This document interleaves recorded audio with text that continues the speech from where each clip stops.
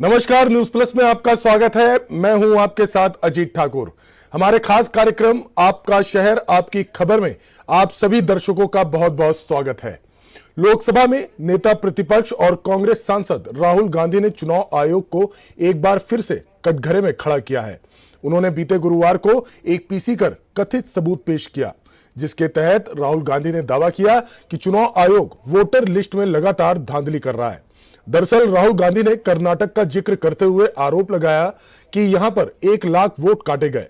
इतना ही नहीं, उन्होंने कहा कि वोटों में चोरी भी की गई। राहुल गांधी के इन आरोपों को अब चुनाव आयोग ने संज्ञान में लिया है। राहुल गांधी के आरोपों का संज्ञान लेते हुए चुनाव आयोग ने अपनी प्रतिक्रिया दी। चुनाव आयोग ने एक शपथ पत्र भेजा था और कहा था कि इस पर हस्ताक्षर करें। जो भी वह कह रहे हैं वह सही है। यदि गलत पाया जाता है तो उनके खिलाफ कानूनी एक्शन लिया जाएगा। हालांकि इस शपथ पत्र पर कांग्रेस सांसद या पार्टी की ओर से कोई जवाब तो नहीं आया। इस बीच चुनाव आयोग ने राहुल गांधी को एक बार फिर से चुनौती दी कि वो शपथ पत्र हस्ताक्षर करें या फिर देश से माफी मांगे। समाचार एजेंसी एएनआई के अनुसार चुनाव आयोग के सूत्रों ने कहा कि अगर राहुल गांधी घोषणा पत्र पर हस्ताक्षर नहीं करते हैं तो इसका मतलब होगा कि उन्हें अपने विश्लेषण और परिणामी निष्कर्मों और बेतुके आरोपों पर विश्वास नहीं है। ऐसी स्थिति में उन्हें देश से माफी मांगनी चाहिए।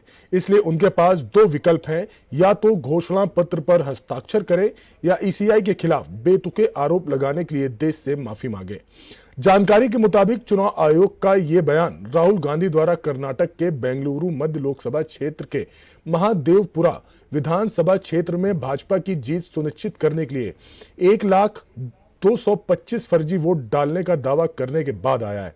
बताया जा रहा है कि कर्नाटक के मुख्य निर्वाचन अधिकारी सीईओ ने बड़े कड़े शब्दों में जवाब देते हुए राहुल गांधी को एक हलफनामे पर हस्ताक्षर करने के लिए कहा है।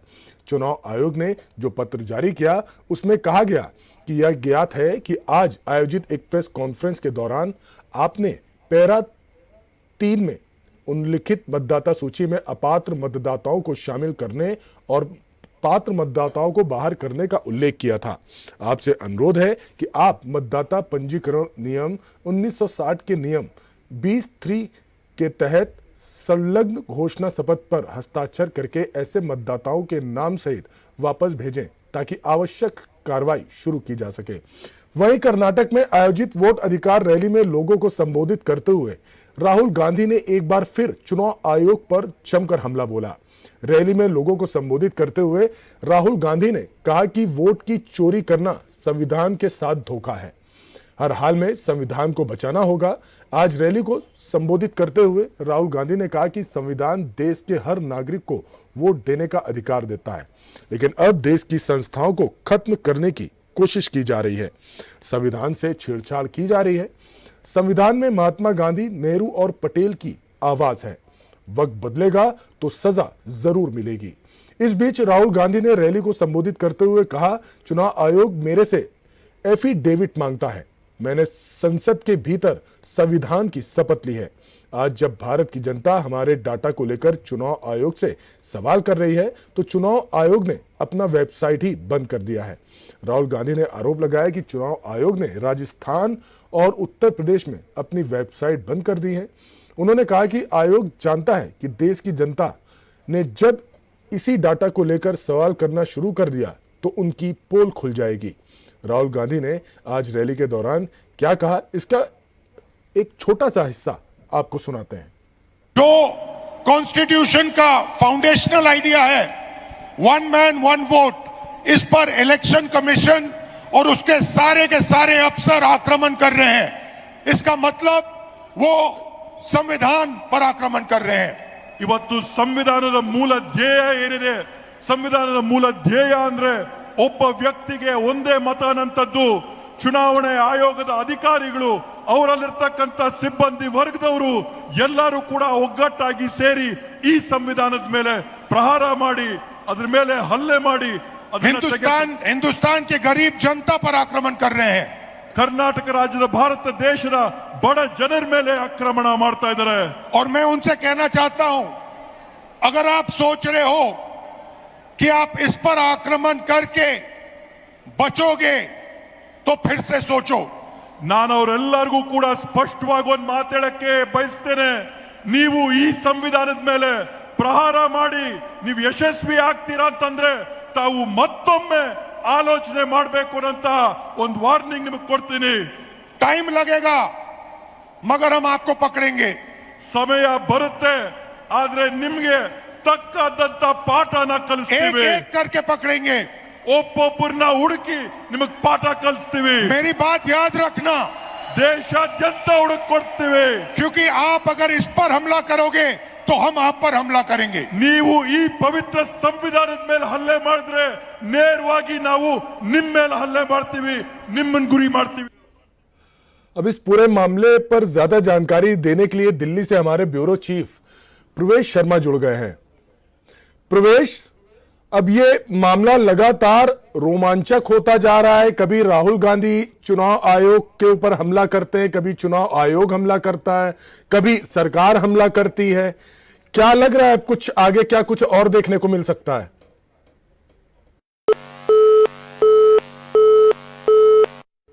लगता है प्रवेश शर्मा का संपर्क कट गया है. हम उनसे फिर से दोबारा संपर्क करने की कोशिश करेंगे.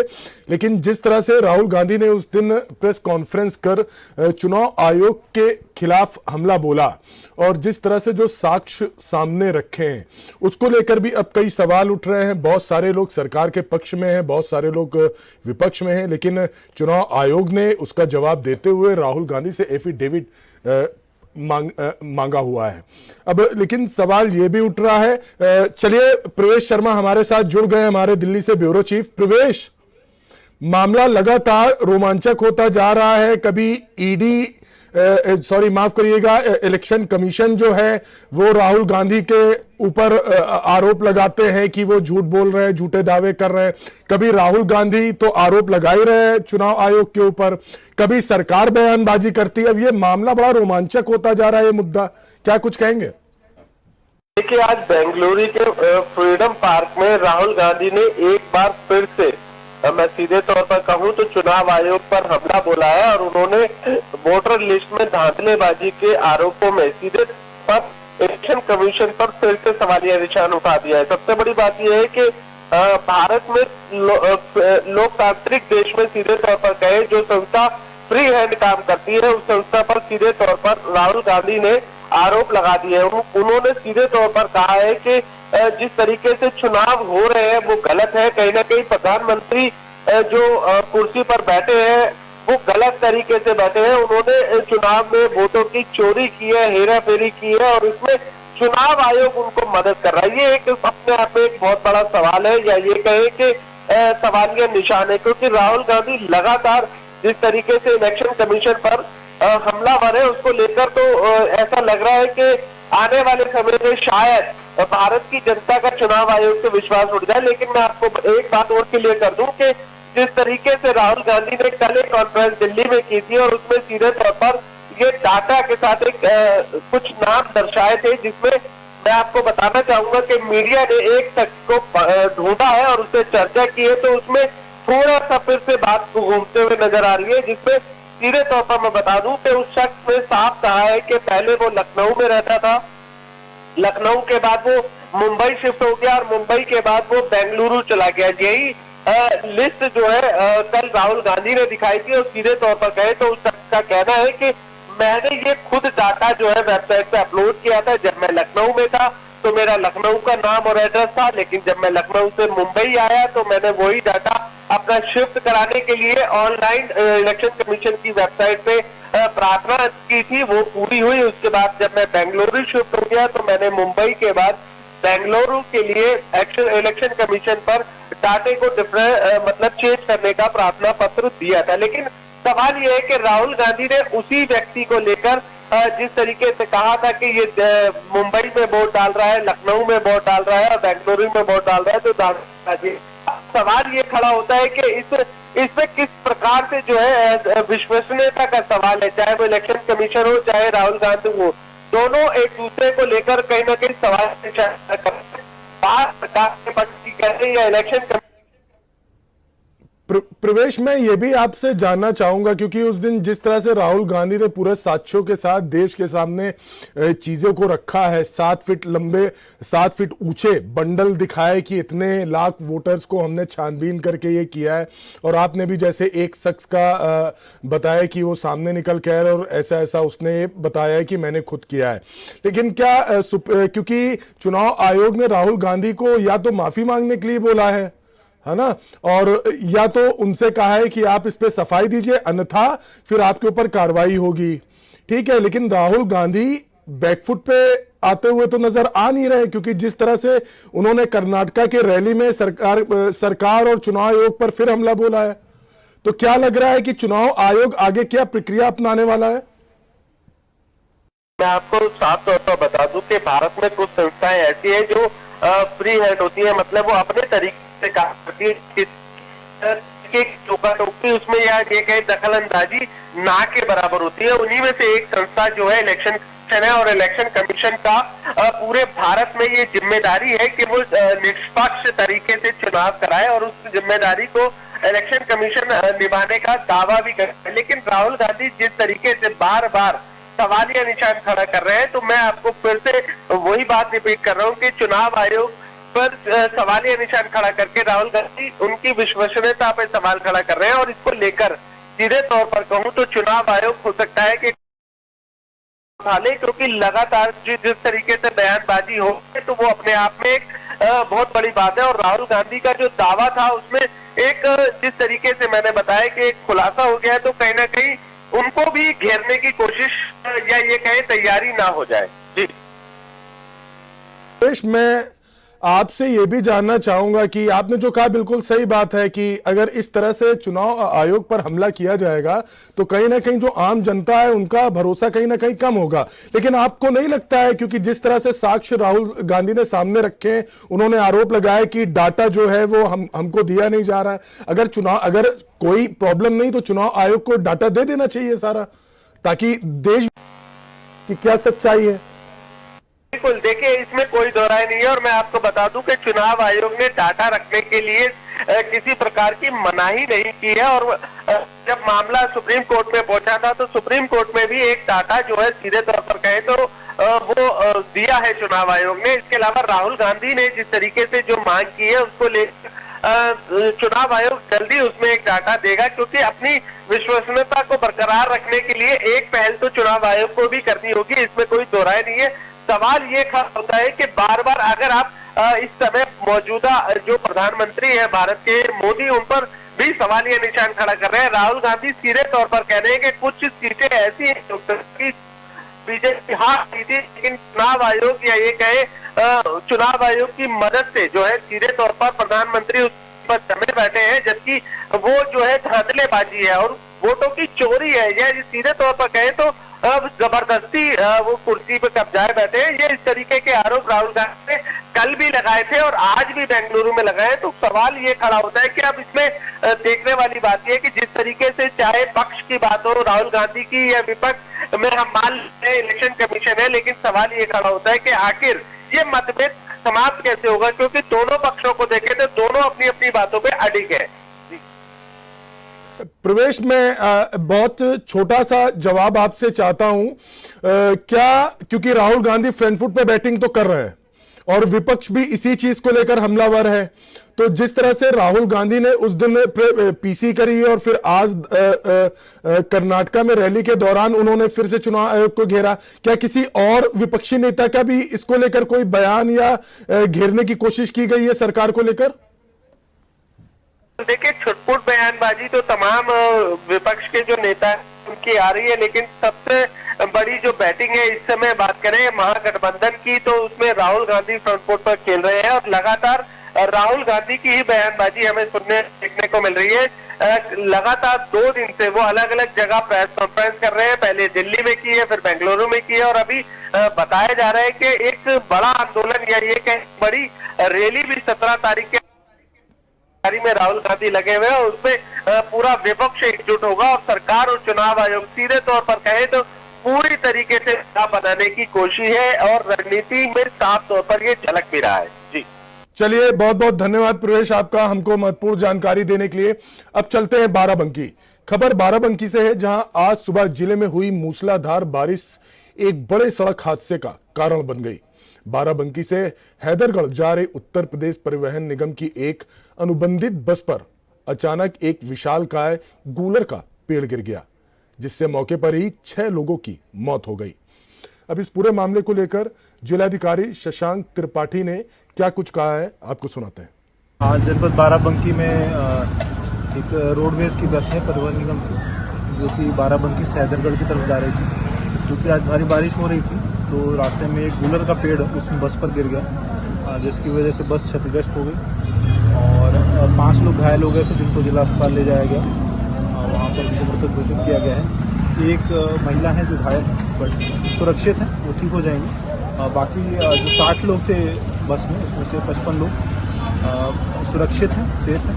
उनको सभी को अपने गंतव्य पर उनके घर पर भेजा जा रहा है। जो मृतक है उनके परिजनों को 5 लाख रुपए की सहायता परिवहन निगम के माध्यम से दी जाएगी। इस पर ज्यादा जानकारी के लिए बाराबंकी से हमारे संवाददाता संदीप वर्मा जुड़ गए हैं। संदीप, क्या दुखद हादसा तो है ही है, लेकिन क्या बस चालक को जरा सा भी मौका नहीं मिला संभालने का अपने आप को? आपको बता दें, ये घटना अपने आप में खुद विचित्र है, क्योंकि मौसम खराब होने की वजह से ये इतनी बड़ी दर्दनाक घटना हो गई। सुबह के लगभग 11:15 बजे की ये घटना बताई जा रही है और अचानक ये पेड़ जो था गूलर का, पुराना जर्जर पेड़ था और खराब मौसम और तेज हवाओं की वजह से ये बस जैसे ही वहां पे पहुंची वो भरभराकर गिर गया और बस चालक के अगले हिस्से की तरफ ही ये पेड़ गिरा, जिसके कारण आगे बैठने वाली उसमें महिलाएं और ड्राइवर सहित 5 लोगों की दर्दनाक मौत हो गई है। जी बिल्कुल सही बात है कि बस चालक को संभलने का जरा सा भी मौका नहीं मिला। जिस वक्त ये हादसा हुआ, जो जानकारी है और जो हमने अभी दर्शकों को बताया भी कि स्थानीय लोगों ने बहुत मदद की है। जो फंसे हुए थे, जो जिनकी मौत हो गई वो तो दुखद है ही, लेकिन जो गंभीर रूप से घायल थे उनको निकलवाने में मदद की और साथ ही पुलिस प्रशासन और मेडिकल एम्बुलेंस को भी उन्होंने ही सूचना दी। चूंकि घटना स्थल जो है ये बाराबंकी हैदरगढ़ रोड पे बाराबंकी मुख्यालय से तकरीबन 9 किलोमीटर की दूरी पर हरक गांव पड़ता है, वो स्थित है और ये गांव काफी बड़ा है और वहां पे काफी भीड़ भाड़ रहती है। वहां चौराहे पर काफी दुकानें भी बनी हुई हैं, जिसकी वजह से वहां पे लोगों का आवागमन ज्यादा रहता है और घटना के समय तुरंत वहां पे लोग पहुंचे और स्थानीय लोगों ने भी वहां पे मदद की लोगों को बाहर निकालने में। और इस घटना में एक जो सरकारी अध्यापिका हैं, 53 वर्षीय शिक्षा में रत्रा पत्नी विनय कुमार, ये बाराबंकी शहर के ही गुलरिया गादा की रहने वाली हैं। इनकी भी इसमें दर्दनाक मौत हो गई है और इनकी तैनाती यही बाराबंकी के सिद्धौर ब्लॉक में थी। दूसरी मृतक एक रफीकुल निशा है, जो आपके भीखीपुर इन्होना रायबरेली के रहने वाली है। इनकी उम्र 45 वर्ष की थी। तीसरी मीरा श्रीवास्तव है, ये 55 वर्षीय थी, ये उत्तर टोला बंकी की रहने वाली है। और चौथी जूही सक्सेना पुत्री मदन मोहन सक्सेना, ये 28 वर्ष की थी युवती, जो बाराबंकी शहर के ही राजकमल रोड बाराबंकी की रहने वाली थी। पांचवा इसमें जो मृतक बस चालक है, ये करीब 40 वर्षीय था, संतोष नाम है इसका, ये सुकुल बाजार अमेठी के रहने वाले थे। इन 5 लोगों की बहुत ही दर्दनाक मौत हो गई और जो इसमें घायल लोग हुए थे, जो गंभीर घायल हुए थे, उनको बाराबंकी के ट्रामा सेंटर में भर्ती कराया गया था। जी संदीप, जो घायल हैं उनकी क्या स्थिति है इस वक्त?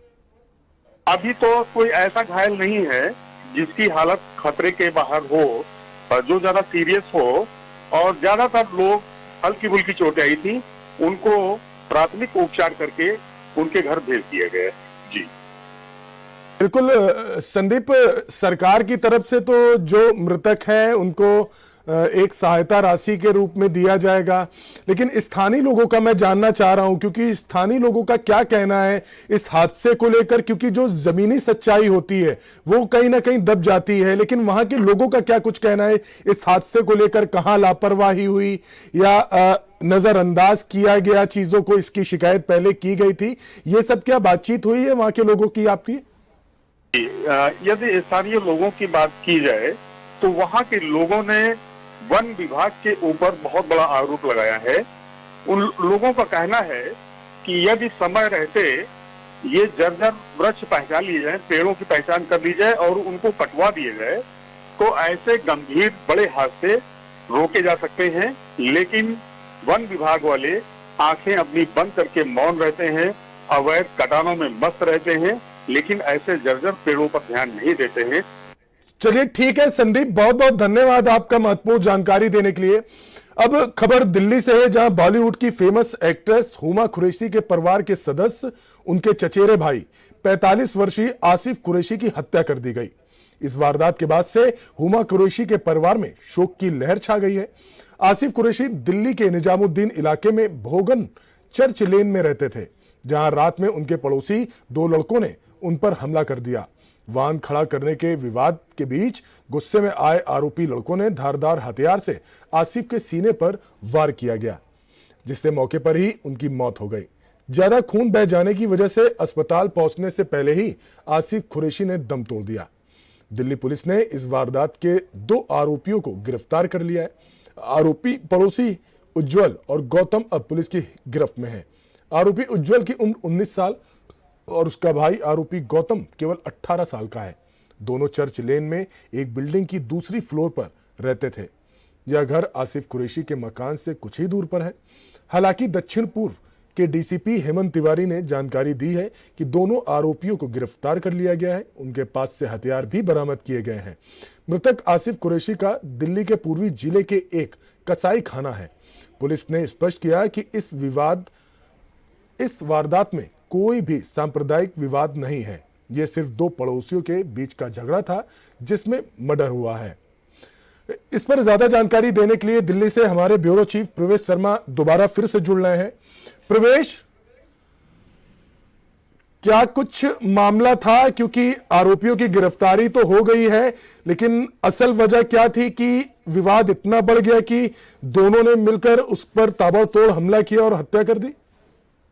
बिल्कुल, देखिए मैं आपको बता दूं कि दिल्ली के निजामुद्दीन थाना क्षेत्र के अंतर्गत आने वाला जो भोगल का इलाका है, ये देर रात लगभग 11 बजे के आसपास की घटना है, जहाँ पर बॉलीवुड एक्टर हुमा कुरैशी के चचेरे भाई आसिफ कुरैशी रहते हैं और वो एक कसाई खाना चलाते हैं। लगभग 11 बजे जब वो अपनी दुकान से गए, अपने काम से वापस लौट रहे थे, तो घर के बाहर एक पड़ोसियों की स्कूटी खड़ी थी। उस स्कूटी को हटाने को लेकर जो है पूरा विवाद या पूरा घटनाक्रम हुआ। मैं आपको सीधे तौर पर बता दूं कि ये स्कूटी को लेकर विवाद पड़ोसियों से पहले भी कई बार हो चुका है, क्योंकि ये बयान साफ तौर पर आसिफ कुरैशी की पत्नी ने दिया है। और मैं आपको बता दूं कि जब स्कूटी हटाने के लिए कौशल और उसको बोला तो उन्होंने सीधे तौर पर जो है आनाकानी की और बहसा बहसी इतनी हुई कि लगातार आसिफ के ऊपर शायद किसी तेज धार की वजह से आसिफ कुरैशी की जान चली गई। पता सबसे बड़ी बात यह है कि एक स्कूटी को लेकर इतना विवाद के बढ़ा के एक शख्स की जान चली गई। इसमें 2 शख्सों को पुलिस ने गिरफ्तार जरूर कर लिया है, दोनों सगे भाई हैं, लेकिन सवाल ये खड़ा है कि आखिर स्कूटी हटाने को लेकर इतना बड़ा विवाद बढ़ा क्यों। दिल्ली पुलिस की तरफ से एक बयान भी आया है, जिसमें दिल्ली पुलिस ने साफ तौर पर यह कहा है कि देखना होगा कि ये पुरानी रंजिश है या फिर ये सिर्फ और सिर्फ एक तुरंत का स्कूटी हटाने। चलिए प्रवेश, बहुत बहुत धन्यवाद आपका महत्वपूर्ण जानकारी देने के लिए। आरोपियों की गिरफ्तारी तो हो चुकी है और आगे क्या कुछ निकल कर आता है ये बहुत जल्द पता चल जाएगा। अब चलते हैं छतरपुर, मध्य प्रदेश के छतरपुर में केंद्र की मोदी सरकार और मध्य प्रदेश की मोहन सरकार भले ही पारदर्शिता की बात करती हो, भ्रष्टाचार पर अंकुश लगाने और भ्रष्टाचारियों पर कड़ी कार्रवाई करने की बात करती हो, मगर छतरपुर जिले के अधिकारी सरकार की छवि धूमिल करने में कोई कसर बाकी छोड़ते नजर नहीं आ रहे हैं और सब वादे दावे खोखले नजर आते हैं, क्योंकि इनको पतीला लगा रहे हैं पंचायत विभाग के अधिकारी। अगर बात छतरपुर जिला पंचायत के अंतर्गत आने वाली ग्राम पंचायतों की करें तो यहां पर फर्जी बिलों के माध्यम से एक ग्राम पंचायत में लाखों रुपए का भुगतान किया गया है और बिलों को धुंधला करके लगाया गया, जिससे किसी को पता ही ना चल सके कि किस काम के लिए कितना भुगतान किया और कितना पैसा निकाला गया।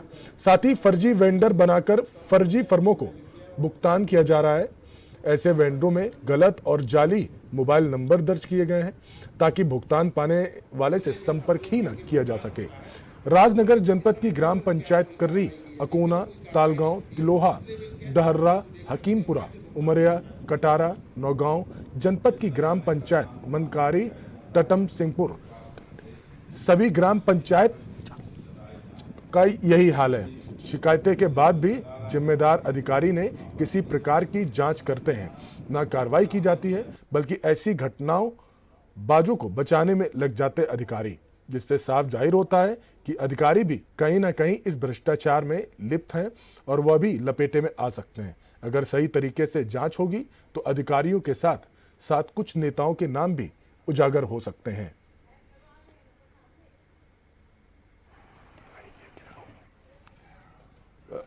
उसको मिलाइए, स्विच ऑफ नहीं करना, कंटिन्यू करो, रिंगटोन है, मेरी बंद करो, मेरा बंद करो।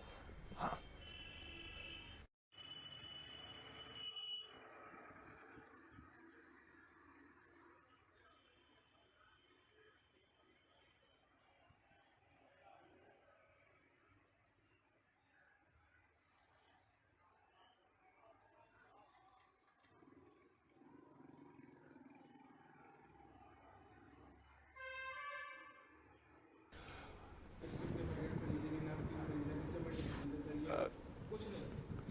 एक बड़ा भ्रष्टाचार को उजागर करने वाली ये तस्वीरें हैं जिसमें फर्जी बिल बनाकर कई ग्राम पंचायतों में भ्रष्टाचार का ये खेल सामने आ रहा है, जहां फर्जी वेंडर बनाकर फर्जी फर्मों को भुगतान किया जाता है और बिलिंग इस तरीके से की जाती है कि किसी तरह की पुष्टि ना की जा सके।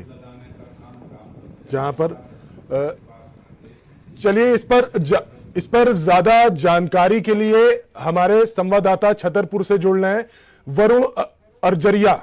वरुण, ये एक बड़ा मामले का खुलासा हुआ है, इसको लेकर क्या कुछ है? क्योंकि दर्शकों तक तो जो हमारे पास जानकारी थी हमने पहुंचा दी है, लेकिन अब इस खुलासे के बाद, क्योंकि जो तस्वीरें दर्शकों ने देखी हैं, तो ये भी उनमें उत्सुकता है कि अभी तक क्या कोई कार्रवाई हुई है या आप लोगों ने बात करने की कोशिश करी है? क्या कुछ जानकारी है?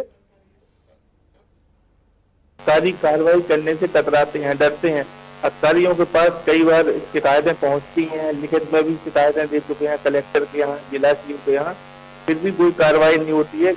इसके पीछे यही अंदाजा लगाया जा सकता है कि जहां तक अधिकारी भी इस भ्रष्टाचार में लिप्त होते हैं, उनको डर होता है कि कहीं ना कहीं उनका नाम उजागर न हो जाए, इसलिए वो कार्रवाई नहीं करते। और जब इस संबंध में जनपद सीओ से बात की गई थी राकेश शुक्ला से राजनगर से, तो वो भी भ्रष्टाचारियों को बचाते हुए नजर आए। उनका कहना था कि स्कैनर की समस्या की वजह से बिल धुंधले हो जाते हैं, मगर आप देख सकते हैं कि सभी ग्राम पंचायतों में लगभग 90% जो बिल लगते हैं वो धुंधले बिल ही लगते हैं, ताकि किसी को पता न चले किस बात का कितना भुगतान हो चुका है। चलिए वरुण, बहुत बहुत धन्यवाद आपका हमें ये महत्वपूर्ण जानकारी देने के लिए। फिलहाल के लिए आपका शहर आपकी खबर कार्यक्रम में आज के लिए बस इतना ही। देश दुनिया की तमाम खबरों के लिए देखते रहिए न्यूज़ प्लस।